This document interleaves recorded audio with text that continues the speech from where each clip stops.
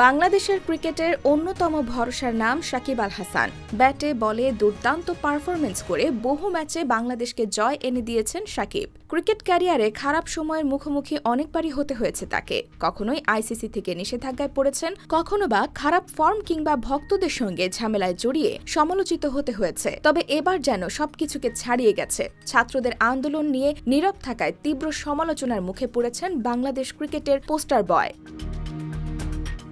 আওয়ামী লীগ সরকারের বিরুদ্ধে গণ আন্দোলনের সময় গার্মেন্টস কর্মী রুবেলকে হত্যার ঘটনায় ঢাকার আদাবর থানায় মামলা হয়েছে সাকিব আল হাসানের বিরুদ্ধে, যার রেশ ধরে পাকিস্তানে খেলতে বাংলাদেশ দলে থাকা সাকিবকে অপসারণ করতে লিগ্যাল নোটিশ পাঠানো হয়েছে। টেস্ট সিরিজ খেলতে সাকিব এখন পাকিস্তানে। তাকে পরের টেস্টে দলে রাখা হবে কিনা সে বিষয়ে এখনও সিদ্ধান্তে আসতে পারেনি বিসিবি। এদিকে সাকিবের বিরুদ্ধে মামলার ঘটনায় প্রতিবাদ জানাচ্ছেন তার সতীর্থরা। সাকিবের এমন দুর্দিনে তার পাশে দাঁড়িয়েছেন তার সতীর্থরা। একসময় জাতীয় দল সতীর্থ পেসার রুবেল হোসেন এক পোস্টে লিখেছেন, বাংলাদেশের রাজনীতিতে সবচাইতে অভাগা একজন রাজনীতিবিদ, যার 6 থেকে 7 মাস রাজনীতির ক্যারিয়ারে 5 মাসের মতোই ছিলেন দেশের বাইরে। আপনি সংসদ সদস্য হয়ে কিছু পাওয়ার চেয়ে হারিয়েছেন অনেক কিছু। বাংলাদেশের সমস্ত ক্রিকেটার আপনার পাশে আছে। সাকিব ক্রিকেটেই সুন্দর, রাজনীতিতে নয়।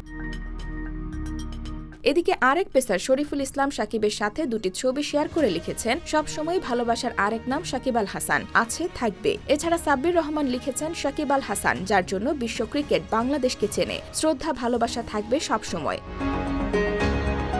গার্মেন্টস কর্মী রুবেলকে হত্যার নির্দেশদাতা হিসেবে ক্রিকেটার সাকিব আল হাসানের বিরুদ্ধে 22 আগস্ট ডিএমপির আদাবর থানায় একটি হত্যা মামলা দায়ের করা হয়।